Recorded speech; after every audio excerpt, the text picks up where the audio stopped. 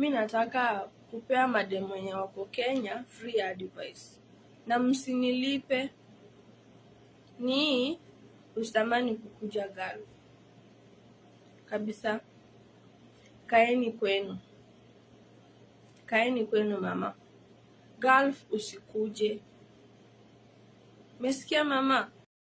A family in Moraa County is desperately seeking answers following the tragic death of their daughter Millicent Moraa, who passed away in Saudi Arabia. According to her husband, Simon Obuya, the agency responsible for her employment claimed that Moraa died due to a brain freeze after falling from a roof.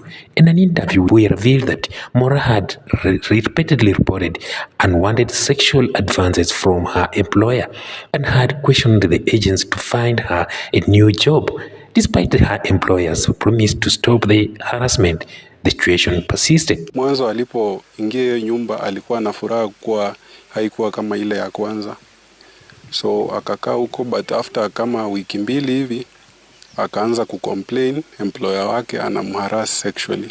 Moraa eventually planned to escape with the help of her agent Gilbert. She informed her husband that she was waiting outside the gate to leave, but that was the last time he heard from her.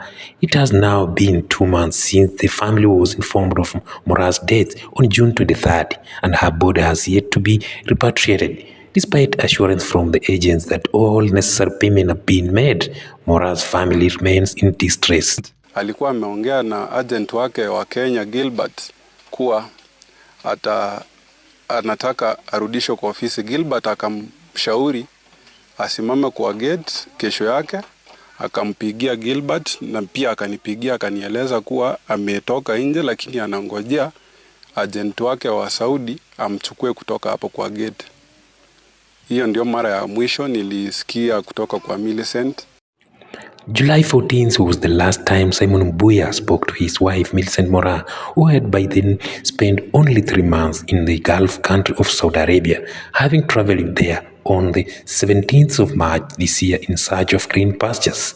Despite securing a job in less than a month after her arrival in the country, the late Moraa had on a number of times raised concerns over her employer's inappropriate sexual advances and had asked BK Gibbs, the agent that had taken her there, to find her another employer. Her untimely demise, the family says, came after she went back to his employer, having left the home after a month there. The employer requested to her back, promising to quit the advances, and something that was never to be. This forced her to hatch a plan to leave the house with the help of her agent. At least 316 Kenyans have lost their lives in Gulf countries in the past 2 years, with most of the deaths recorded in Saudi Arabia, the government said. Appearing before the Senate, Prime Cabinet Secretary Musalia David said Saudi Arabia topped the list of recorded deaths with 166 Kenyans losing their lives there.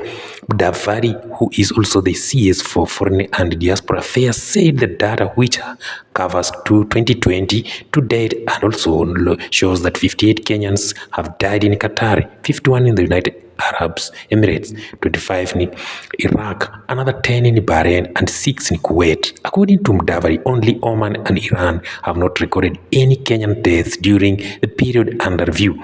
The CS said there are currently 416,000 Kenyans in Gulf countries, but cautioned that the number could be higher because some Kenyans do not register with their missions abroad. According to the data, there are 310,000 Kenyans in Saudi Arabia, 66,000 in Qatar, 23,000 in the UAE, 8,000 in Bahrain, 5,000 in Oman, and 3,000 in Kuwait, 200 in Iran, and 150 in Iraq.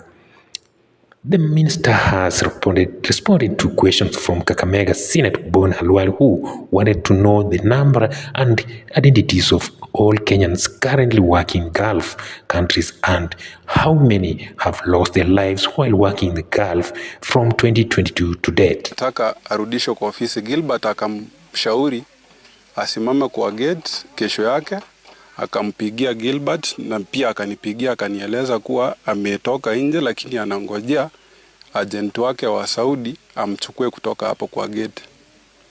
Hiyo ndio mara ya mwisho nilisikia kutoka kwa Millicent. Za kulipa Hasa nilipomwambia basi kama vitu kama death certificates ututumanie tuzipate tuziangalie.